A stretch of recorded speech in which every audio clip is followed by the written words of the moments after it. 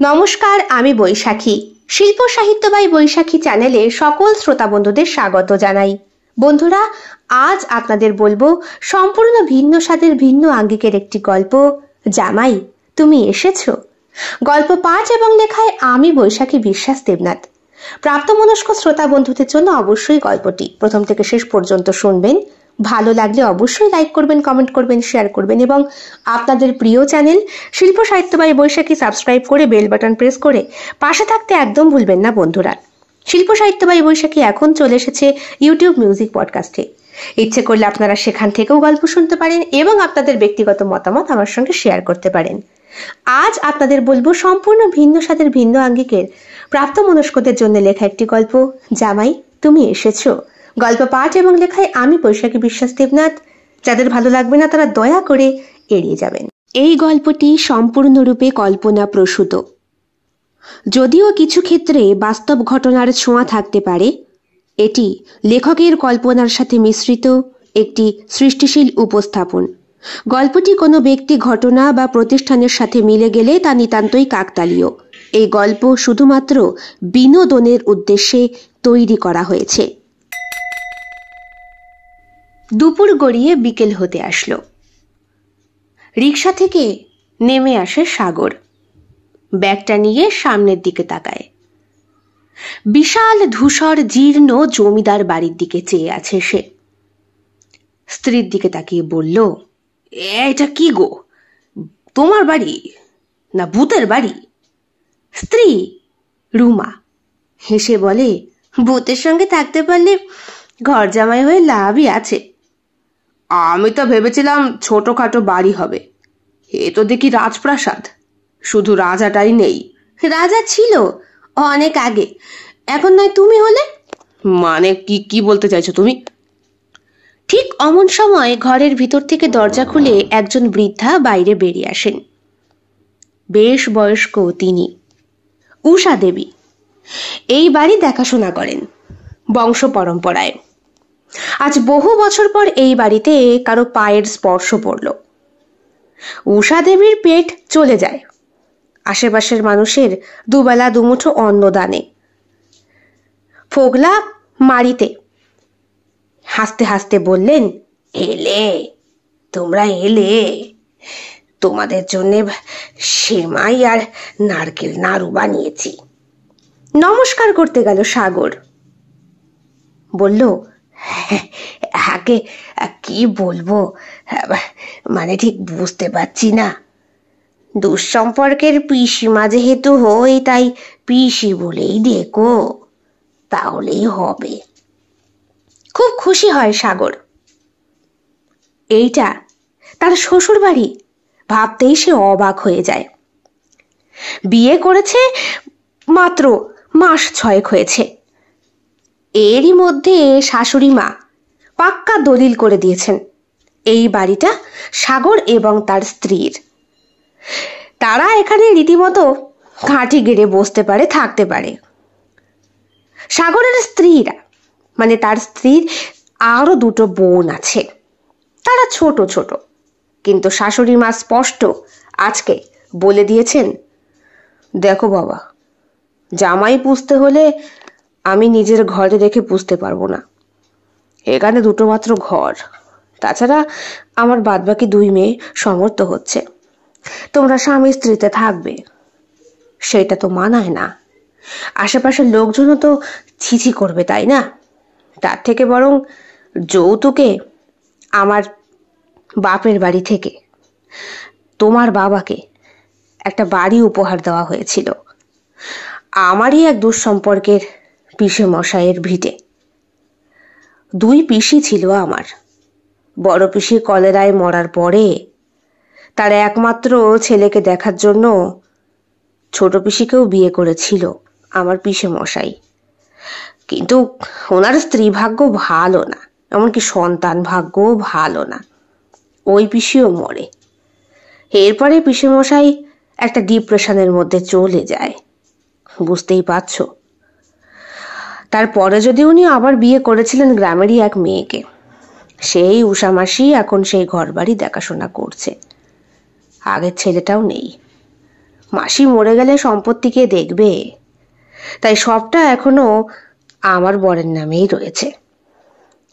তোমাকে বলি, তুমি বরং ওইখানে আমার মেয়েকে নিয়ে থাকো, আমি লিখিত করে দিচ্ছি, তোমাদেরকে কেউ ওখানে ডিস্টার্ব করতে যাবে না। এমনকি ভবিষ্যতে আমার 2 মেয়ের বিয়ে হলে তাদের বরেরও কোনো অধিকার থাকবে না। সাগর বেজায় খুশি হয়েছিল শাশুড়ি মায়ের এমন সিদ্ধান্তে। গ্রামের মেয়ে হলেও শাশুড়ি মা পড়াশোনা জানতেন, বিয়ে হয়েছিল এক উকিলের সাথে, কিন্তু কপাল এতই খারাপ যে সম্পত্তি বেচতে বেচতে আজ এই অবস্থা। বাদবাকি 2 মেয়েকে নিয়ে কোনো রকমে তার সংসার চলে যায়। তাছাড়া জমিদার বাড়ির কাছারি বাড়িতে কাজ করেন শাশুড়ি মা। প্রেম করে বিয়ে করেছে সাগর। আদরের স্ত্রীকে নিয়ে একা এই পুরো বাড়িতে থাকবে ভাবতেই তার লোমকূপ খাঁড়া হয়ে ওঠে। রাত হয়েছে, 3 জন বসে বসে খাচ্ছে। পুরনো কাঠের মেঝেটা মাঝে মধ্যেই যেন কাঁকিয়ে ওঠে। আজ গরম গরম পাঁঠার মাংসের ঝোল আর ধোঁয়া ওঠা ভাতে তৃপ্তির খোঁজ পেয়ে গিয়েছিল সাগর। মুখে ভাত তুলে বেশ খানিকক্ষণ মাংসের হাড়টি চিবিয়ে জিজ্ঞাসা না করলেও চলে এমন ভঙ্গিতে এসে বলল, এই বাড়িতে কি কোনো কুকুর টুকুর নেই নাকি? পোষার দরকার হয় না, এই বাড়িতে সচরাচর কাকপক্ষীও এসে বসে না। মানে সে আবার কি? তোমার অত কিছু না জানলেও চলবে, তুমি খাও না বাপু, মা দিয়েছেন, তুমি এবার এই সব কিছু বুঝে শুনে নাও। এমন সময় ছাদের দিক থেকে একটা শব্দ ভেসে আসে। সাগর চমকে ওঠে। ওইটা কি? কিছু না, পুরনো বাড়ি বাবা, মাঝে মাঝে কাঠগুলো কথা বলে, ভয় পেও না। আচ্ছা ঠিক আছে, চাকরিটা যে কদিন পাচ্ছি না সে কদিনই এখানে থাকবো, তারপরে সোজা আমার মায়ের কাছে। আমি কি আর ইচ্ছে করে এখানে ঘর জামাই রয়েছি? এমন করে কথাটা বলল সাগর যেন তার শাশুড়ি মাই তাকে জোর করে ঘর জামাই থাকতে বাধ্য করেছেন। কিন্তু বিষয়টা মোটেই অমন নয়। সাগর বারান্দায় দাঁড়িয়ে সিগারেট ধরাচ্ছে। হঠাৎ দেখতে পেল বাড়ির বাইরে ওই গেটের কাছে বয়স্ক বৃদ্ধার সাথে কে যেন কথাবার্তা বলছে। যেহেতু বর্তমানে সাগরই এই বাড়ির মালিক, তাই গলা উঁচিয়ে সে জিজ্ঞেস করলো, কে ওখানে? এই বাড়িতে যে ঝাড়ফাড় দেয় সে, রঘুনন্দন। এসো এসো এসো রঘু, দেখা করে যাও। সাগরকেও ইশারায় ডাকলেন উষা মাসি। সাগর নিচে যেতেই উনি চোখের ইশারায় রঘুকে প্রণাম করতে বললেন। সাগর যেহেতু এখন এই বিরাট প্রপার্টির মালিক হয়েছে, যার এধার থেকে ওধার শুধু বাড়ি আর বাড়ি আর জঙ্গলে ঢাকা, পাঁচিল পেরোতে নাকি 45 মিনিট সময় লাগে হাঁটা পথে, তাহলে এই বাড়ি আর জায়গা কম তো দাম নয়। একবার শহরে গিয়ে এই বাড়ি সম্পর্কে বিস্তারিত খোঁজ খবর নিয়ে একটু সকলকে জানাতে পারলে প্রমোটাররা গন্ধ শুঁকে এখানে হাজির হবে। বিয়ে করে সাগরের বেশ লাভ হয়েছে। রুম্পা মানে রুমা খুব ভালো মেয়ে। নমস্কার। হাত জোর করে দায় সারা নমস্কার জানায় সাগর। রঘু কাকা এমন করে দাঁড়িয়েছিলেন যে ঝুঁকে প্রণাম করতে গেলে ওর হাত দুটো চেপে ধরতেন। বললেন, বেঁচে থাকো, আসলে এই বাড়ির ত্রিসীমানায় কেউ তো আসে না, এই ইনি কত কষ্ট করে থাকেন বলে উষা দেবীর দিকে অঙ্গুলে নির্দেশ করলেন তিনি। সাগর বলল, এখন রাত হয়েছে, আপনি বরং এখন আসুন কাকা, কালকে কথা বলবো, তাছাড়া বেজায় ঘুম পাচ্ছে। সেই তো বাবা, সেই তো, আমি বরং আসি। রঘু কাকা বেরিয়ে যেতেই উষা মাসি বললেন, আমারই ভুল হয়েছে, খাওয়া দাওয়ার পরে তোমার তো একটু ঘুমের দরকার। এই রুমাটাই বা কোথায় গেল? ওই মুখ পুরি, মল্লি কোথায়? এই বলে হাঁটতে হাঁটতে বুড়ি ভেতর দিকে ঢুকে যেতেই গোটা বাড়িটাকে যেন হাতের মুঠোয় নেওয়ার মতো ইশারা করতে থাকছে সাগর। এমন সময় টিমটিমে জোনাকির আলোয় তার হৃদকম্পন ছুটে যায়। ওটা কি? ওটা পুরনো কুঁয়ো, এখন আর জল নেই। ওগুলো কি? জোনাকি তো, ওরা রাত্রে আলো জ্বালায়, কুয়োর নিচ থেকে উঠে আসে। ও বাবা, কেন ভয় পাও ভূতে? ভূত? ভূত কোথা থেকে আসছে এখানে? আমি ওসব ভয়টাই পাই না। জোনাকি দেখে ভয় পেলে কেন? ও তো রুমার বাড়িতেও কত আছে। উষা দেবী কথাটা নর্মাল ভাবে বললেও সাগরের কিন্তু অলরেডি বাথরুম পেয়ে গেছে। সাগর উচ্চতায় প্রায় 5 ফুট 6-7 ইঞ্চির কাছাকাছি, মোটামুটি চেহারার গড়ন পুরুষ্ঠ গোপ আছে। তবে হ্যাঁ, ওই ব্যায়াম করে জিম করে বানানো চেহারা তার নয়, হালকা পাতলা যেমন হয় আর কি, খেয়ে পড়ে বেঁচে থাকার মতো। গায়ের রং বেশ পরিষ্কার। বর্তমানে সে পড়াশোনা শেষ করে নাকি শহরে চাকরির চেষ্টা করছে, এমন কথা বলেই রুমার সঙ্গে সে প্রেমটা করেছিল। কিন্তু বিয়ের পরে রুমা যা জানতে পারলো তাতে তার কপাল যে 16 আনা পুড়েছে এই বিষয়ে কোনো সন্দেহ নেই। রুমা এও জানতে পেরেছে সাগর নাকি প্রচন্ড ভূতে ভয় পায়। প্রচন্ড বলতে প্রচন্ড, মানে প্রচন্ড তর যাকে বলে। ভূত শব্দটাতে ওর হিসু পেয়ে যায়, ভূত শব্দতে ওর কাঁপুনি ছুটে আসে, এমনকি মারাত্মক রকম জ্বরও নাকি এসেছিল সেই ছোট্টবেলায়। শাশুড়ি মাই একদিন কথায় কথায় বলে ফেলেছিলেন। রুমা তখনই বুঝতে পেরেছিল একে নিয়ে এই বাড়িতে নিয়ে আসা মানেই চরম বিপত্তি। কিন্তু ভাগ্যের ফের এই বাড়িতে আসতেই হলো রুমাকে। সাগর পড়ি কি মরি ঘরে গিয়ে দরজা বন্ধ করতেই রুমা পেছন ঘুরে বলে, কি ব্যাপার, অমন করে দৌড়চ্ছ কেন? হয়েছেটা কি? বাপরে বাপ, সব জোনাকি না ফোনাকি? ওই দেখে ভয় পেয়ে গেছি। জোনাকি দেখে কেউ ভয় পায়? তোমার বাড়ির এলাকায় বুঝি জোনাকি পোকা নেই? দেখো, বাজে কথা বলো না, গায়ে ভূত একটা, গ্রামের মরা, এসব কি বলছো? আমি তোমার বউ। হ্যাঁ, আগে জানলে শালা কে বিয়ে করতো, শোনো। বলে রুমাকে প্রায় ধাক্কা মেরে বিছানা থেকে ফেলে সাগর তৃপ্তির ঘুম ঘুমানোর চেষ্টা করে। উঠে পড়ে বিছানায়, চুপ করে শুয়ে পড়ে, বলে, লাইটটা অফ করে দাও, চোখে আলো লাগলে আমার ঘুম আসে না। আমি কোথায় ঘুমাবো? কোথায় ঘুমাবে? পাশেই ঘুমো। হো, তোমার বাড়ি থাকতে তো আমাকে নিচে শুতে দিতে, তাই। আহা, রাগ করছো কেন? সাগর বুঝতে পারে তার একটু ভুল হয়েছে। তার সোহাগের স্ত্রীকে একটু বুকের কাছে না রাখলে চরম বিপত্তি। তারপরে কোর্টের কাগজপত্র সেগুলো ঠিকঠাক হতেও তো কদিন সময় লাগে। শাশুড়ি মা সরাসরি জামাইকে জমিপত্র লিখে দিয়েছেন, ব্যাপারটা কিন্তু বেশ গোলমেলে। যদি কোনোদিন ভবিষ্যতে রুমাকে লাথি মেরে তাড়িয়ে দেয় সাগর, তাই রুমা যাতে আগে ভাগে সেই সমস্ত বিষয়ে কোনো কথা না বলতে পারে, ওর মুখটা বন্ধ রাখা দরকার। টেকনিকটা সাগরের যদিও জানা। রুমাকে এক হাঁচকায় বুকের ওপরে ফেলে বলে, এতদিন তোমাকে একটু আদর করতে পারিনি। কত প্রবলেম হতো বলো তো আমার বাড়িতে। দুটো মাত্র ঘর, মাঝখানে একটা দেয়াল, তার মাঝখানে আবার দরজা। মার দিনরাত বাতের ব্যথা, সেখানে গিয়ে আমাকে হত্যা দিয়ে পড়ে থাকতে হয়। তুমি আমার উপরে খুব গোসা করেছো, তাই না? গোসা করবো কেন? তোমার মা, আমার মা সবই তো আমাদের সেবা পাবার যোগ্য। বয়স হয়েছে ওনাদের, সংসার করতে গেলে ওনাদেরকে নিয়েই তো করতে হবে। সব বুঝলাম, কিন্তু এইখানে এসে তোমাকে এইভাবে দেখে আমার খুব ভালো লাগছে।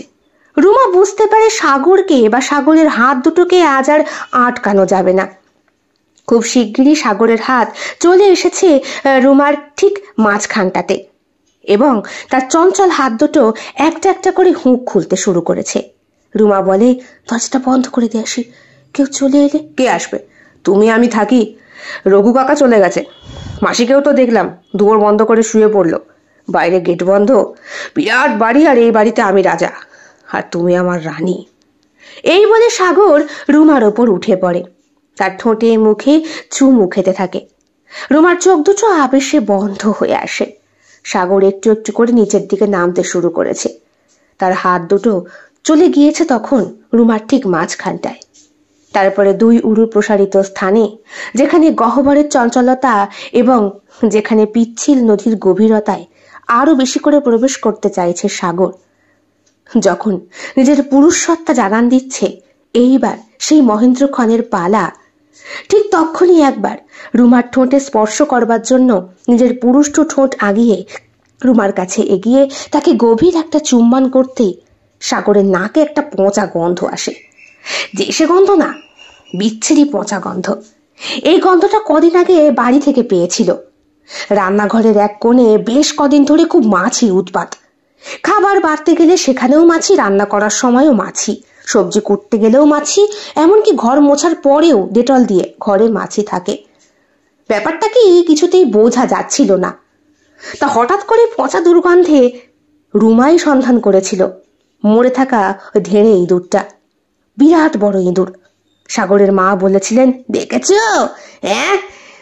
কবে সেই বিষ দিয়েছি, শালা মরে জীবাশ্ম হয়ে গেছে।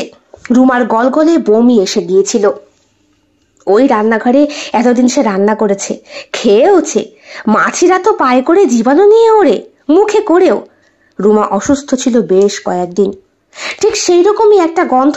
কই, রুমার মুখের ভিতরে তো কোনো বাজে গন্ধ নেই। সাগরের আগেও ওর কাছে এসেছে। হট করে চোখ খুলতেই বমি পেয়ে যায় তার। দেখে সে এতক্ষণ ধরে যেটা চুষছিল সেটা আর কিছু নয়, ওই পচা ইঁদুরটার মতোই কিছু একটা। ওমাগো বলে সাগর ঝেড়ে উঠে পড়তেই রুমা তাকে বলে, কি হলো, ভয় পেয়েছ তুমি? হ্যাঁ, আমার উপরেই তো বসে আছো, কি হয়েছে? সাগর আর কোনো কথা বলতে পারে না, মনকে সামাল দেয়। বোঝার চেষ্টা করে, পুরনো বাড়িতে এসেছি তো বোধহয় ভূতের ভয় পাচ্ছি, বুঝলে? ভূত? হাট, এসবে কেউ ভয় পায় নাকি? তুমি কি পাগল হয়েছ? এই বলে রুমা সাগরকে বলে, তুমি এক কাজ করো, শরীর বোধহয় খুব ক্লান্ত, তাছাড়া অনেক দূর জার্নি করে এসেছো তো, তুমি ঘুমাও, আমি তোমার পা দুটো একটু টিপে দিই। পা টিপে দেবে? হ্যাঁ, তুমি আমার স্বামী, তোমার পা টিপে দেওয়া আমার কর্তব্য। এই বলে রুমা ওর স্বামীর পা দুটোকে নিজের বুকের ওপর নিয়ে টিপতে শুরু করে। গভীর ঘুমটা চলেই এসেছিল। রাত 3টের সময় ঘুমটা ভেঙে যায় সাগরের। পাশে জোরে জোরে নিঃশ্বাস নিচ্ছে রুমা। সাগর চোখ কসলাতে কসলাতে বলে, রুমা ঘুমাওনি? রুমা দেখে সাগরের মুখের দিকে। সাগরও হালকা টিমটিমে আলোয় রুমার মুখের দিকে তাকিয়ে একটু ভয় পায়। কি হয়েছে, কি দেখছো? তোমার পা টিপতে টিপতে ঘুমিয়ে পড়েছিলাম, দেখো জানলার পাশে। সাগর দেখে জানলার পাশে শাড়ি পরে এক মহিলা দাঁড়িয়ে। সাগরের হৃদকম্পন বেড়ে গিয়েছে। পারলে বাথরুমটাও বিছানাতেই হয়ে যায়। কে কে ওখানে? মহিলার কোনো চোখ মুখ নেই, সে হাসছে। সেই মহিলাটি সাগরের দিকে তাকিয়েই বলছে, জামাই, জামাই তুমি এসো, জামাই আমার কাছে এসো, আমার কাছে এসো, আমি তোমায় বসে খাওয়াবো, তুমি আমায় আদর করবে, জামাই। কে কে কে কে? সাগর এক ধাক্কা দিয়ে রুমাকে ডাকে, বলে, এই এই। রুমা বলে, কি গো, রাত্রে একটু ঘুমোতেও দেবে না নাকি? তুমি তুমি ঘুমোচ্ছ? আমি তো ঘুমোচ্ছি, নিজেও ঘুমোচ্ছ না, আমাকেও ঘুমোতে দেবে না। এদিকে ভোর 5টায় উঠে আমার উপরে হুকুম তামিল করবে, সরো তো। সাগর বুঝতে পারলো এতক্ষণ সে ঘোরের মধ্যে ছিল। তবু রুমাকে বলল, এই প্লিজ প্লিজ একটু দরজাটা বন্ধ করে দিয়ে এসো। কেন? তুমি তো বললে দরজা খোলা থাক, কেউ আসবে না। আমার ভয় করছে, প্লিজ প্লিজ সোনা, একটু যাও। যাচ্ছি, সোনা বলে আর ন্যাকামো মারতে হবে না। রুমা খাটের থেকে নেমে পড়ে। সাগর বলে, জানলাটা বন্ধ করে দাও প্লিজ, জানলাটা। আর একদম বন্ধ হয়ে আসবি তো, গরম লাগছে। কিছু হবে না, আমি তোমার সাদা রাত হাত পাকা দিয়ে হাতা করছি, প্লিজ প্লিজ, আমি হাওয়া দিচ্ছি, তুমি তুমি প্লিজ বন্ধ করো। রুমা বুঝতে পারলো সাগর সত্যিই ভয় পেয়েছে। রুমা বলল, শোনো, সকালবেলা গণেশ বাউরির কাছ থেকে তোমাকে ঝাড়িয়ে নিয়ে আসবো, চত্বর সব ভীত লোক। দরজা জানালা বন্ধ করে রুমা উঠে বসে। সরো। সাগর রুমাকে কোলের মধ্যে জাপটে ধরে শোয়। উফ, গরম লাগছে, ছাড়ো না প্লিজ প্লিজ, একটু একটু ধরে শুতে দাও প্লিজ প্লিজ। আমি আমি কালকে। কোথায় যাবে তুমি? কিছু না বলে আবার চুপ হয়ে গেল সাগর। সকালবেলা রুমার ঘুমটা যখন ভেঙেছে তখন ঘড়ির কাঁটায় 7টা বাজে। বিছানার পাশে তাকিয়ে দেখে সাগর ঘুমোচ্ছে। রুমার হুঁশ ছিল, গতকালকে সারা রাত সাগর ঘুমোয়নি, ভোরবেলা পর্যন্ত না। ভোরবেলার একটা ঠান্ডা স্নিগ্ধ বাতাস গায়ে লাগতেই চোখে হয়তো ঘুমের আমেজ লেগে এসেছে। ঘুমুক, আমি বরং বাসি কাজগুলো সেরে নি। উঠে দরজা জানলা খুলে রুমা বেরিয়ে পড়ে। বাইরে বেরিয়ে দেখে অলরেডি উনুনে রান্না চাপিয়ে ফেলেছে উষা মাসি। এ কি, তুমি এই বুড়ো বয়সে এত কিছু করছো? সরো দেখি, আমি করছি। তুই যা না, তোর বরের কাছে যা, নতুন বিয়ে হয়েছে। বলতে বলতে সাগর উঠে পড়ে। আমার চা। আবার তার একটা ঘোর কাটে। এইটা তার বাড়ি নয়, এটা সে যৌতুকে পেয়েছে, সুতরাং এইখানে বসে হুকুম তামিল করা সম্ভব না। হাত মুখ ধুয়ে নিচে নেমে এসে সাগর দেখে রুমা বসে বসে গল্প করছে মাসির সাথে। মাসি পরোটা রান্না করছে। সাগর বেশ খুশি হয়, বলে, কি গো, চাটা পাবো? তুমি উঠে পড়েছ? আমি একটু আগেও গিয়েছিলাম, বাথরুমে গিয়েছিলে বোধ হয়। এসো, মাসি চা করেছে। চায়ে চুমুক দিয়ে সাগর বলে, রাতে ঘুমটা ভালো হলো না মাসি। কি সব যে দেখলাম। কি দেখেছ? ও কিছু না, বললে তোমরা বিশ্বাস করবে না। দেখো না, হঠাৎ করে উঠে বসে পড়েছে। আমাকেও ঘুমোতে দেয়নি সারা রাত, চোখের দুপাতা এক করতে দেয়নি। ও নাকি ভয় পাচ্ছে। কি সব দেখে? কি দেখেছ জামাই? জামাই শব্দটা শুনে আবার সাগরের বুকের ভেতরটা কেঁপে ওঠে। বলে, কি বললে? জামাই? তুমি তো এবারে জামাই, জামাইকে জামাই বলবো না? মানে মানে আমার খুব ভয় ভয় করছিল। আসলে কালকে রাতে কে যেন একটা আমাকে ওই জামাই বলেই ডেকেছে। জামাই বলে? তোমায় কে ডাকবে? হ্যাঁ, এ বাড়িতে জামাই ছিল নাকি? তবে হ্যাঁ, এই বাড়ির ছোট গিন্নি তার বরকে জামাই বলেই ডাকতো। বেচারি বেশি দিন আর টিকতে পারলো না। আসলে রুমার মায়ের পিসে মশাই বউ ভাগ্য ভালো ছিল না। আমি তো নিতান্ত জোর করেই ওনাকে বিয়ে করতে বলেছিলাম। সাগর ঘুরে তাকায় উষা মাসির দিকে, ভালো করে বোঝার চেষ্টা করে ওনার চোখ নাক মুখ ঠিক আছে কিনা। উনি জামাই চেয়েছিল, গতকাল রাতে সেও তো জামাই চাইছিল। বাপরে, ভয়ে সাগরের শির দ্বারা হিম হয়ে আসে। সারাদিনটা যেমন তেমন, কিন্তু রাত হলেই সাগর বুঝতে পারে, আমি সাহসী। আমার তো কর্মগ্রস্ত প্যান্টও বদলানো হয়নি কাল রাতের পর। বাপরে বাপ, নিজেই নিজেকে বলে সে। কি গো, স্নানটা সারবে না? কত গরম পড়েছে। ভাবছি একবারে শোয়ার আগে করবো। ছি, তুমি যে কি! রঘু কাকা এসেছে, কুয়োতে জল তুলেছে, যাও। সাগর নিচে নেমে আসে। রঘু কাকা কুয়োর পাশেই বসে। চারিদিক নিস্তব্ধ, ঝিঝি পোকার ডাক। কুয়োর ভেতর থেকে জলের ছলাৎ ছলাৎ শব্দ। রঘু কাকা বললেন, আমাকে খবর দিয়েছিল গিন্নি, ছোট গিন্নি। বলল, তোমরা যখন এখানে বসত ভিটে করবেই, তাহলে কুয়োটাও পরিষ্কার করে দিই। জলের বন্দোবস্ত করেছি, দেখো কি হয়। ঠান্ডা জলে শরীরটাকে ভাসিয়ে দিতে বেশ ভালোই লাগছিল সাগরের। স্নান সেরে এসে রুমাকে বলল, চা দেবে? দেব। তোমার কি হয়েছে বলো তো? খেতে পারছো না, চুপচাপ হয়ে রয়েছো। হয়েছেটা কি? কিছু না, প্রথম জায়গায় এলে হঠাৎ করে তো একটু হাওয়া বদল করতে হয়। সে বুঝলাম। জানো, তুমি যখন কুয়োয় স্নান করছিলে তখন আমাকে মাসি একটা কথা বলল। কি কি কথা? কি কথা বললো? তাছাড়া তোমরা ওনাকে উষা মাসি বলে কেনই বা ডাকো? সম্পর্কে তো তোমার মাসি হওয়ার কথা নয়। আরে ধুর, ওটা ওনার প্রচলিত হয়ে গেছে, আমিও ওই বলেই ডাকি। উনিও ওই শুনি আশ্বস্ত। যবে থেকে মায়ের পিসেমশাই মারা গিয়েছে তবে থেকে উনি গ্রামের সবারই মাসি হয়ে গেছে। বাদ দাও, আগে এটা তোমাকে বলি, ওই কুয়োর মধ্যেই নাকি আত্মহত্যা করেছিল মায়ের বড় পিসি আর ছোট পিসিও, কিন্তু ওনারা বলে অসুখে মারা গেছে। আরে হ্যাঁ, অসুখে মারা গেলে কি হবে? অসুস্থ অবস্থাতেই ওনারা ওখানে ঝাঁপ দিয়েছিল। অসুখ টাকা আর নিতে পারছিল না। জানোই তো, অসুস্থ মানুষের শরীরের জ্বালা সে ছাড়া আর কে বোঝে। হঠাৎ করে সাগরের মনে হলো চারটে হাত ওর শরীরটাকে ঘিরে রেখেছে। ওর সমস্ত শরীরে চারটে মেয়ে মানুষের হাত কোমল স্পর্শ দিচ্ছে, আর বারবার ওর কানের কাছে ভেসে আসছে, জামাই, জামাই আমাকে আদর করো, তুমি এসেছো জামাই। আবার সাগর ভয় পেয়ে যায়। হাতের থেকে চায়ের কাপটা পড়তে রুমা বিরক্ত হয়ে বলে, আমার কিন্তু জাস্ট অসহ্য লাগছে। তুমি কি শুরু করলে বলো তো? হ্যাঁ, শোনো রুমা, শোনো না, এখানে এখানে কি কোনো ভূতের গল্প আছে গো? আমার বড্ড বেশি ভয় করছে। কিসের ভয়? তোমাকে কে মারবে? না, আমার যেন মনে হচ্ছে এখানে হোম ডেলিভারি আত্মা ছিল, জানো, যে বারবার শরীর চাই করছে।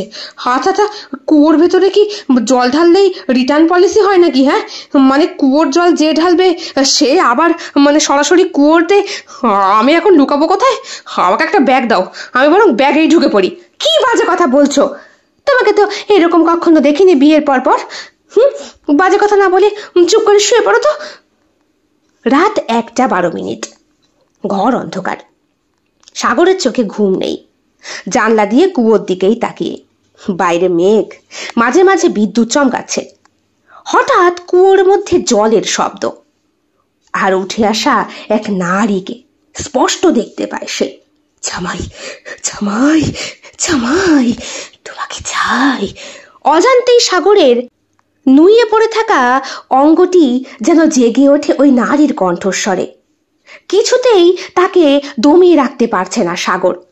সাগরের পাজামা আর প্যান্টির সমস্ত ওই আটকে রাখা স্থানকে অবহেলা করে ওটি যেন পাহাড় সমান বাইরে বেরিয়ে আসতে চাইছে। বারবার বালিশ চাপা দিয়ে নিজেকে থামানোর চেষ্টা করছে সাগর। বলতে চাইছে ভয়েও নাকি শরীর জাগে। আমার ফ্যামিলি প্যাক, শরীর কি কাজে লাগবে বলো তো? তাছাড়া এটা আমার বউয়ের বাড়ি। তো তুমি এখানে কে? জলের ফেনা যেন আরো বাড়ে। জল থেকে এবার হাত বেরিয়ে আসে। এতক্ষণ কণ্ঠ আসছিল, হে বাবা ঠাকুর, এইভাবে কেউ জামাইয়ের ওপরে কোনো দাবি রাখে নাকি? হ্যাঁ, আমি কি করব এখন? হ্যাঁ। সাগর পড়ি কি মরি ঘরের দরজা খুলে পালাতে শুরু করে। এসে পড়ে বারান্দায়। রঘু কাকা যেখানে ধূপ দ্বীপ জ্বালিয়ে কি যেন মন্ত্র জপ করছেন। 3 পুরুষ আগের এক বউ বাড়িতে কুয়োতে ঝাঁপ দিয়েছে। তার বর তার ভালোবাসা ত্যাগ করেছে, তবুও সে তার জামাইকে ত্যাগ করতে পারেনি। মানে মানে ওকে জামাইকে সিঁদুর পরাবে নাকি? হ্যাঁ, আমার তো আবার সিঁদুরে অ্যালার্জি আছে। সকাল অবধি যদি টিকতে পারো বাবা, তবে ঘর সম্পত্তি তোমারই হবে। মানে আমার মাথায় কিছু ঢুকছে না কাকা, আপনি এগুলো কি বলছেন? আমি তো কিছু বুঝতে পারছি না। বুঝতে পারছো না? এই ঘর বাড়ি সব তো তার। সে ছাড়া মালিকানা কে ভোগ করবে? কার বুকের পাটায় জোর আছে? এই বলে রঘু কাকা হাসলেন। সাগর পড়ি কি মরি বাড়ি থেকে পালাতে চায়। আমি আমি এক্ষুনি পালাবো। আমি বরং আমার বউয়ের কড়া মেজাজটাকেই মেনে নেব। তবুও এই কুয়োর প্রেমে থাকা ওই ডাইনির না। তোমাকে পালাতে হবে না, তুমি বরং নিজেকে ছাড়িয়ে নাও, তোমার আত্মা বেঁচে যাবে। তুমি এগুলো কি বলছো? এ শরীর তো আমার। এ কি ভাড়া দেওয়া হয় নাকি যে কিনে নেওয়া হবে? এটা কি এই বাড়ির নিয়ম? ভালোবাসা মানে আত্মত্যাগ। আমার মা বলেছিলেন, জামাই ছাড়া কি আর মায়ের মেয়ের কোনো শান্তি আছে? তুমি বলো।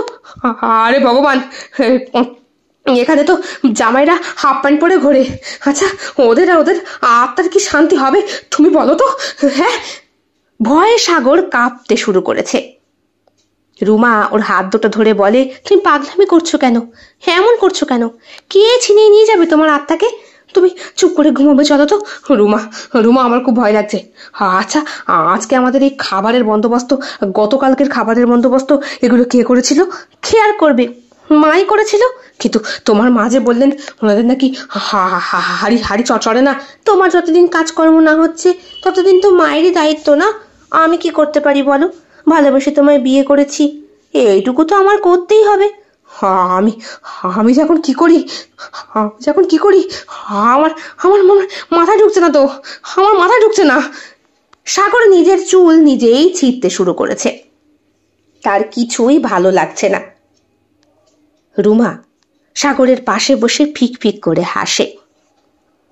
2 বছর আগে চড়কের মেলায় সাগরের সঙ্গে রুমার প্রথম দেখা হয়েছিল। তারপরে ক্ষেতের আড়ালে, বনের আড়ালে লুকিয়ে লুকিয়ে। সাগর নিজের হৃৎপিণ্ডের ওপরে ওর হাতের স্পর্শ রেখে বলেছিল, শুনতে পাচ্ছ শব্দটা? গ্রামের লোকজন দেখে ফেলবে। সবাই খারাপ বলবে। কেউ খারাপ বলবে না, চলো পালিয়ে বিয়ে করি। কিন্তু আমাদের এই বিয়ে কেউ মেনে নেবে না। তুমি কত বড়লোক বাড়ির ছেলে, আর আমার মা নিতান্তই গরিব, বাবা নেই। তুমি আমাকে নিয়ে চলতে পারবে? পারবো, সব পারবো। এই হৃদয়ে তুমি আগুন জ্বালিয়ে দিয়েছ, এখন মেটাতে গেলে তোমাকেই আমার সঙ্গে থাকতে হবে। কিন্তু তোমার মাঝে বলেছেন শহরের মেয়ে দেখে তোমাকে বিয়ে দেবেন। তুমিও চাইলে শহরের মেয়ে হতে পারো। বিয়ের পরে তুমি শহরে গিয়ে তো শহরের মেয়েই হয়ে উঠবে। মেলা থেকে হঠাৎ বাজি ফুটে ওঠে। দুইজনেই চমকে যায়। সাগর রুমার হাতটা শক্ত করে ধরেছিল। কয়েকজন লোকজন দেখে ফেলতেই হাতটা ছেড়ে দিতেই রুমা বলে, বীর পুরুষ, আমার তোমার সাহস বোঝা হয়ে গেছে। না গো, আসলে আচমকা এইভাবে আমার খুব ভয় করে, অতিরিক্ত আলোতে আর অন্ধকারে। সে আবার কি?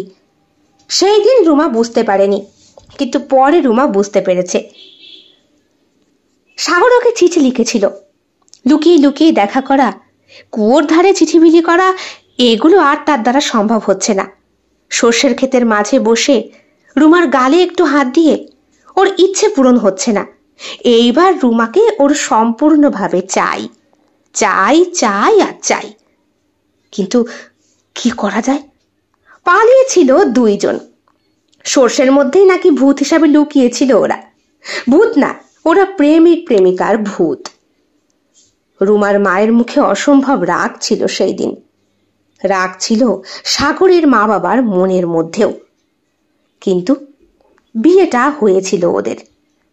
বাঁশ দিয়ে সাজানো মণ্ডপ, ফুল দিয়ে গাঁথা মালা, রুমার গায়ে হলুদ শাড়ি, সাগরের মুখে অদ্ভুত একটা আনন্দ।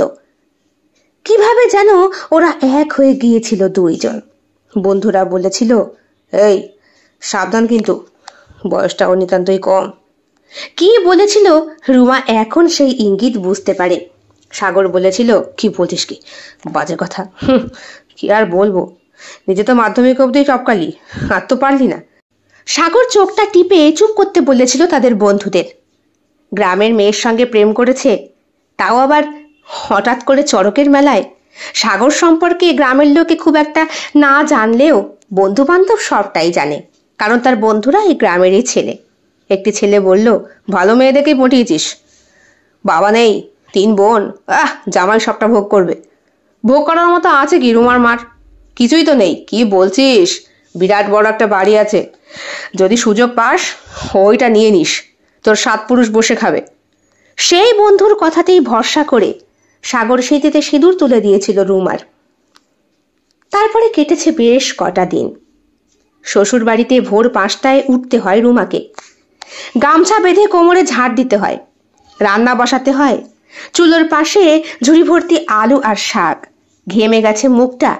পাশের ঘর থেকে শাশুড়ি বলেন, রুমা, রুমা, ছেলেকে চা দিলি?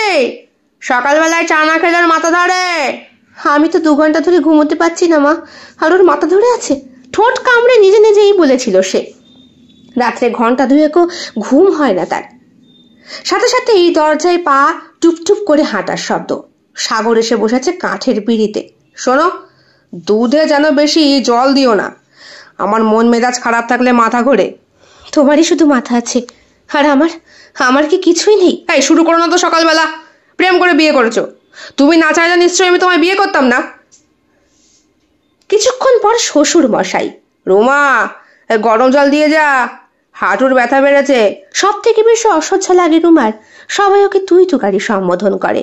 ভাবটা এমন যেন জোর করে উঠে এসেছে বিয়ে করেছে ও। বলে, আসছি বাবা। পেয়ারা গাছের নিচে শুকনো পাতা, কেউ ঝাড়ে না। রুমা এই কাজ কর, রুমা ওই কাজ কর, খাবার পরে বাসন ধো, সবটা যেন ওর রুটিনের মধ্যে পড়েছে। রুমার চোখ টলমল করে, মাঝে মধ্যে ইচ্ছা করে এই বাড়িঘর ছেড়ে বেরিয়ে যেতে। দুপুরবেলা রুমা ছাই ফেলতে গেটের পাশে গিয়ে দাঁড়িয়ে দাঁড়িয়ে কাঁদে। পাড়ার অন্যান্য মেয়ে বউরা দেখে, তবে কেউ কিছু আর বলে না, একজন ছাড়া, বিধু মাসি। উনি আবার ওদের বাড়ি দুধ দিতে আসেন। নতুন বউকে প্রথম দিনই কাজ করতে দেখে উনিই সর্বপ্রথম সাগরের মাকে বলেছিলেন, বৌদি, মেয়েটাকে তো খাটাচ্ছ কেন? নতুন বিয়ে করে এসেছে, তাছাড়া তুমিও তো এই বাড়ির মেয়ে। সঙ্গে সঙ্গে ঘুরে তাকিয়েছিল রুমা বিধু মাসির দিকে। জানতে চেয়েছিল এই বাড়ির মেয়ে মানে? এটা তো মায়ের শ্বশুর বাড়ি হবার কথা। কে বললে গা এটা তোর মা শ্বশুর বাড়ি? তোর মার বাপের বাড়ি এটা। তোর সৌর মশাই তোর শাশুড়ি মাকে বিয়ে করে একেবারে ঠ্যাঙের ওপর ঠ্যাং তুলে নিয়েছিলেন। কাজকর্ম ছেড়ে এখানেই থাকতেন। বিরাট টাকার সম্পত্তির মালিক ছিলেন তোর শাশুড়ি মায়ের বাবা। উনি একমাত্র মেয়ে, মরার আগে সব দিয়ে গেছেন। এখন তোর বর তোকে বিয়ে করে এখানে এনে যে রেখেছে সেটাই তো সৎপুরুষের ভাগ্য। আমরা তো ভাবতাম সাগরও বুঝি ঘর জামাই থাকলো বলে। বিধুমাসীকে প্রায় তাড়িয়ে দেওয়ার মতো এই ঘর থেকে বিতাড়িত করেছিলেন রুমার শাশুড়ি। রুমা ঢোক গিলেছিল, ভয় হয়েছিল তার। বংশের পচা রক্ত তা যদি বহন করে সাগর, তাহলে সাগরও সেই ধরনের ছেলেই হবে। শান্তি নেই রুমার জীবনে। ও জামাই মানে ওর বর পায়ে পা তুলে খায়, হুকুম মারে। প্রেমের সময় বলতো তুমি না থাকলে আমি মরেই যাব, আর এখন যেন ওকেই মেরে ফেলার ব্যবস্থা। মুখ ফুটে কিচ্ছু বলে না সে, চুপচাপ দাঁতে দাঁত বুঝে সহ্য করে। কিন্তু সব কিছুরই একটা সময় সীমা আছে। সাগর বিছানায় পা ছড়িয়ে মোবাইলে গেম খেলছে। রুমা আলনাটা গোছাচ্ছে। বলছে, তুমি একটা কাজের চেষ্টা করছো না তো? আবার শুরু করলে তুমি? আমি কি অলস? চাকরি তো আর পাতায় গজায় না। দেখছি। তুমি তো কিছুই করো না, শুধু দেখেই যাও। হঠাৎ আলনার পাশ থেকে একটা ঠান্ডা হাওয়া ঘরের আলোটাকে ম্লান করে দেয়। সাগর তাকিয়ে আছে। রুমা আলনায় গোছাচ্ছে। হঠাৎ করে পিঠে সপাটে একটা চড়ের শব্দ। সাগরও হকচকিয়ে গিয়েছিল। শ্বশুর মশাই এসে একটা চড় মারলেন তার বৌমাকে। বললেন, খবরদার, আমার ছেলে বসে খাবে। তোমার কথায় নিশ্চয়ই ও বন্দী হবে না। রুমা কিচ্ছু বলে না, শুধু এইটুকুই মনে মনে ভাবে, এখানে এখানে আর নয়। সেই দিনই হঠাৎ করে আকাশটা অন্ধকার হয়ে আসে। রুমা উঠোনে দাঁড়িয়ে তাল গাছের মাথা দোলানোটা সে দেখছে অপলক দৃষ্টিতে। মেঘের গর্জন বাড়ছে। ঘর থেকে শাশুড়ি মা চিৎকার করে বলেছিলেন, রুমা, জামা কাপড়গুলো তুলে আন, কালবৈশাখী নামে মনে হচ্ছে। যাচ্ছি মা। কিন্তু সে যায় না। তার চোখটা স্থির উঠোনের ওপারে খোলা গেটের দিকে। চোখটা যেন এক ধরনের দৃঢ়তায় পূর্ণ। বুকের ভেতরটা হাহাকার। শুধু মনে হচ্ছে, মা শুধু একবারই বলেছিলেন, পালিয়ে বিয়ে করতে যাচ্ছিলি তোরা। গ্রামের লোকজন দেখে ফেলেছে মেলায়, তাই ধরে নিয়ে এসেছে। না হলে ওই মেলায় তো তোর যাওয়ার কথা ছিল না মা। তোকে অনেক কষ্ট করে 9 অবধি পড়ালাম, তার এই মূল্য দিলি। পালিয়ে যখন যাচ্ছিস তখন মনে করব স্বেচ্ছায় বিয়ে করে তুই সুখী হবি নিশ্চয়ই। আর সেই সুখের সন্ধানেই তোর বিয়ে আজ দিলাম। বুকের ভেতরটা মোচড় দিয়ে ওঠে রুমার। আকাশ চিরে 100 মাইল বেগে হাওয়া বইছে। বাঁশঝাড়ের মাথাও ছিঁড়ে যাচ্ছে। রুমা আর তাকায় না। মনে মনে ভাবে, আমি কি তোমাদের চাকরানি? বাড়ি ছেড়ে দৌড় দেয় সে। ঝপ করে তালপাতা ছিঁড়ে উঠোনের মধ্যে এসে পড়ে। রুমার কাঁধের শাড়ির কিছুটা ছিঁড়ে সেখানে আটকে যায়। ভিজতে ভিজতে গেটের বাইরে পা রাখে সে। শাশুড়ি মা ভেতর থেকে বলছে, জামা কাপড় তুললে? যাচ্ছি মা, এবারে সব তুলে নিয়ে যাব। ঝড় থামতেই দেখা যায় রুমা কোথাও নেই। বাড়ি থেকে যখন পালায় তখন বিধুর নজরে পড়েছিল। উনি বলেছিলেন, কোথায় যাচ্ছিস মেয়ে এই ঝড়ে? কোথায় যাচ্ছি জানি না, যেখানে হোক এখানের থেকে ভালো থাকবো। তোর কি মাথা গেছে? এই ঝড়ে কেউ বাড়ি ছাড়ে? এই ঝড় না থাকলে যে আমি নিজেকে ছাড়তে পারবো না মাসি। আমি যে এবার মরে যাব, আমি যে আর পারছি না। ওদের বংশ যে এরকম জানলে আমি কখনো ভালোবেসে বিয়ে করতাম না। মাঠ জুড়ে শস্য দুলছে। ধুলোর দেয়াল উঠে দাঁড়িয়েছে আকাশ পর্যন্ত। হঠাৎ এক ধাক্কায় গামছা উড়ে যায় মাথা থেকে। বিদ্যুতের আলোয় ঝলসে ওঠে রুমার মুখটা।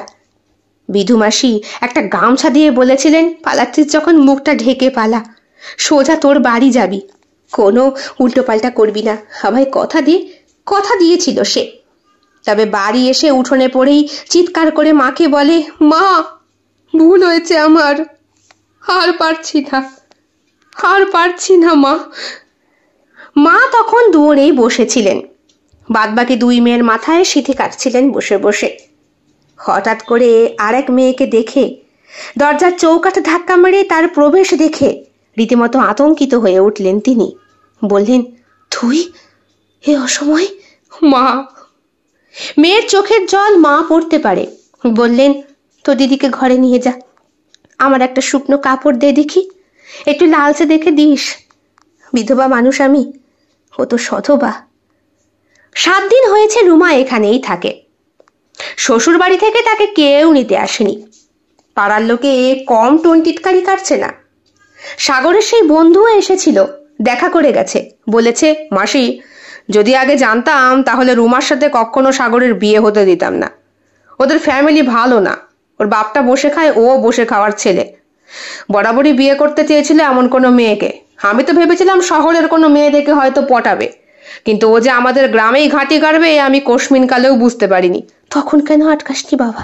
কি করে আটকাবো মাসি? ততক্ষণে তোমার মেয়ে মুখে চুনকালি মেখে বসে আছে। ক্ষেত খামারিতে দেখা করতে যাচ্ছে, বাঁশবনের ঝাড়ে দেখা করতে যাচ্ছে। এরপরে তো আর মেয়েকে আটকে রাখা যায় না। সবাই জেনে গিয়েছিল ও যে অসতী। কথাটা মনের ভেতরে দাগ কেটে গিয়েছিল রুমার। চোখে জল চলে এসেছিল। বলেছিল, তবু একবার যদি বারণ করতে বকাইদা, তাহলে হয়তো এটা হতো না। ঠিক তখনই সাগরের গাড়ি এসে দাঁড়ায়। না, ওই বড় 4 চাকা গাড়ি নয়, টুকটুকি এসেছে। তাতে করে ওর শ্বশুর শাশুড়ি এবং সাগর নেমে আসে। শ্বশুর বাড়ির লোক দেখে রুমার মা হাত জোর করে নমস্কার করে তাদেরকে সংবর্ধনা জানায়। ওনারাও সহাস্য বদনে বললেন, মেয়ের বোধহয় আপনাকে দেখতে ইচ্ছে করছিল, তা ছুটে পালিয়ে আসতে গেলি কেন মা? আমাদের বলে আসতি। দেখ তো এই 7 দিনে ছেলের কি অবস্থা। সাগরের কিন্তু শরীর এতটুকু এদিক ওদিক হয়নি, তবু মায়ের আহ্লাদিত একটি মাত্র সন্তান তো, তাই গদগদ কণ্ঠে সাগরের থুতনিতে হাত বুলিয়ে আদর করছেন তিনি। রুমার শরীরটা জ্বলে ওঠে। শাশুড়িমা বললেন, দেখেন বিয়ান, ঘর জামাই থাকাতে আমার কোনো আপত্তি নেই, সে আমার ছেলেকে আপনি রাখতেই পারেন। তাছাড়া আপনার 2টো মেয়ে, আপদে বিপদে দেখার কেউ নেই। এই বড় মেয়েই বড়, বাদবাকি মেয়েগুলো তো ছোট ছোট। বিয়ে থাওয়া দিতে ওদের অনেক দেরি। অবশ্যই ততদিন আপনি বাঁচবেন কিনা সন্দেহ। সপাটে কথাটা বলে দিল রুমার শাশুড়ি। রুমা ফোঁস করে তাকাতেই রুমার ছোট বোন ওর হাতে চিমটি কেটে বাইরে বের করে নিয়ে এলো ওকে। রুমাকে চুপ করতে বলল সে। রুমার শাশুড়িমা বললেন, আপনারা কি চাইছেন? দেখেন, আমরা চাই সাগর আর বৌমা একসঙ্গে থাকুক। বিয়ে করেছে, নতুন দম্পতি, ওরা কি আর একসঙ্গে না থাকলে চলে? তাছাড়া আমরা এসবের মধ্যে কেনই বা আসবো? ওর যবে ইচ্ছা করবে যাবে, থাকবে, আর না হলে আপনার কাছেই থাকুক, এতে আমার কোনো আপত্তি নেই। রুমার মা অবাক হয়ে গেলেন। গত 7 দিনে রুমার কাছ থেকে উনি সবটাই শুনেছেন, তবে ব্যাপারটা যে এতটা সিরিয়াস এইটা উনি আশা করেননি। শ্বশুর শাশুড়ি চলে যেতেই সাগর বেশ গদগদ কণ্ঠে রুমাকে জড়িয়ে ধরতে গেল একা পেয়ে। শাশুড়ি মা ঘরে এসে বললেন, দেখো বাবা, ঘর জামাই তুমি থাকতে চাও, আমার কোনো আপত্তি নেই। তাছাড়া আপদে বিপদে আমারও একটা ছেলের দরকার। তুমি আমার আপন মানুষ, কিন্তু আমার 2টো সমর্থ মেয়ে রয়েছে। কয়েক বছর পরে ওদের সঙ্গে তুমি এভাবে থাকতে পারবে না। তোমরা স্বামী স্ত্রী, তোমাদের সম্পর্কটা আলাদা। আমার 2 মেয়ে এখনো বাচ্চা, কিছুই বোঝে না। তাই তোমাকে আমি আমার স্বামীর যৌতুকে পাওয়া একটা বাড়ি লিখে দিচ্ছি, ওইখানে গিয়ে তুমি থাকতে পারো। আশা করি তোমার কোনো অসুবিধা হবে না। এইখান থেকে ভাত ডাল যা যাবে তাই খেও। সেই বাড়িতেই উঠে এসেছে ওরা, কিন্তু এখন সাগরের আত্মারাম খাঁচা হওয়ার মতো অবস্থা। রাত্রে রুমা অনেক বলে কয়ে ওকে বিছানায় নিয়ে গিয়ে শোয়ালো। সাগর বলল, দরজা ভালো করে বন্ধ করে দাও, ভালো করে বন্ধ করে দাও, যাতে কেউ। আরে বাবা, কেউ আসবে না, কি আবল তাবল বকছো? কে আসবে তোমার মাথা খেতে? সাগরের তো আর ঘুম আসে না রাতে। রুমা বলল, এসো তো, আজকে তোমাকে আমি একটু আদর করি, দেখো তোমার ঘুম চলে আসবে। সাগরের চুলে বিলি কাটতে থাকে ও, একটু একটু করে কাছাকাছি আসতে থাকে। সাগরের বুকে হাত রেখে বলে, উত্তেজনা প্রশমিত করো তো, তোমার বউ রয়েছে, আমি তোমার সঙ্গে সংসার করতে চাইছি, আর তুমি এমন করছো। রুমার মুখ দেখে সাগর আবার যেন সবটা ভুলে যায়। বলে, এই পুরনো বাড়ি, তোমার পিসেমশাই অতগুলো বউ নিয়ে থাকতো কি করে? অতগুলো কোথায়, সবে তো 2টো, একটা মরার পরে আর একটা তুমি না। এই বলে রুমা সাগরের ঠোঁটে নিজের স্পর্শ করতে যেতেই সাগরের নাকে আবার গন্ধটা আসে। রুমাকে ছিটকে বাইরে সরিয়ে দেয় সে। দরজা খুলে বেরিয়ে আসে সাগর, বলে, না, এখানে এক দণ্ডও নয়। আমার সবটা কিরকম গুলিয়ে যাচ্ছে, আমার মাথা কেমন করছে। ঠিক তখনই কুয়ো থেকে উঠে আসা সেই হাত দুটোকে দেখতে পায় সাগর। শাখা পলা পড়া টসটসে সুন্দরী যুবতী একটি মেয়ে। জল থেকে সদ্য স্নাতা সেই মেয়ের শরীরের প্রত্যেকটা অঙ্গ থেকে বিস্ফোরণের মতো যেন সৌন্দর্য ঝরে পড়ছে। সে হাত উঁচু করে চিৎকার করে ডাকছে আর বলছে, আদর কর জামাই, আমার জন্য এসো তো তুমি, আদর করো, আমার কিচ্ছু লাগবে না, এসো এসো। কোথায় যাচ্ছ? কি গো? এসো, একটু চুমু খাবো। কি গো, কোথায় যাচ্ছ?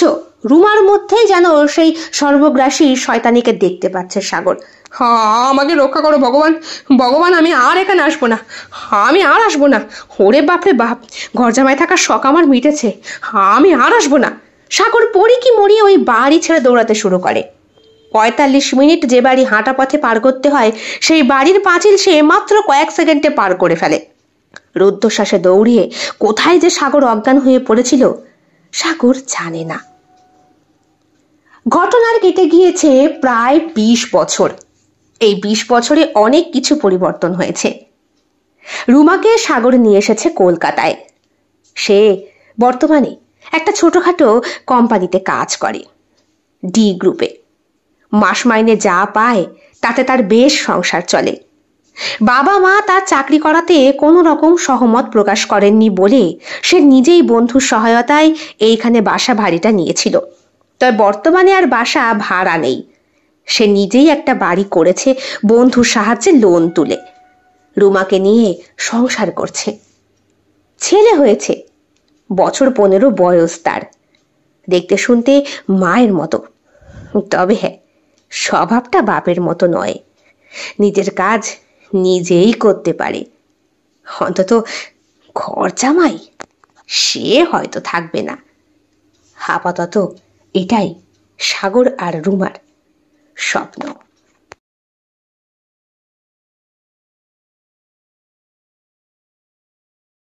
কেমন লেগেছে আজকের গল্প? কমেন্ট বক্সে কমেন্ট করতে একদম ভুলবেন না। ভালো লেগে থাকলে অবশ্যই লাইক করবেন, কমেন্ট করবেন, শেয়ার করবেন এবং আপনাদের প্রিয় চ্যানেল শিল্প সাহিত্য বাই বৈশাখী সাবস্ক্রাইব করে বেল বাটন প্রেস করে পাশে থাকতে একদম ভুলবেন না বন্ধুরা। দেখা হবে খুব শিগগিরই আগামীকাল সম্পূর্ণ নতুন একটি ভিন্ন স্বাদের গল্পের সঙ্গে। আপনাদের সকলের উপস্থিতি একান্তভাবে কামনা করি। সকলে খুব ভালো থাকবেন, সুস্থ থাকবেন এবং একইভাবে সাহায্য এবং সহযোগিতার হাত বাড়িয়ে দেবেন। সবাই ভালো থাকবেন। শুভরাত্রি।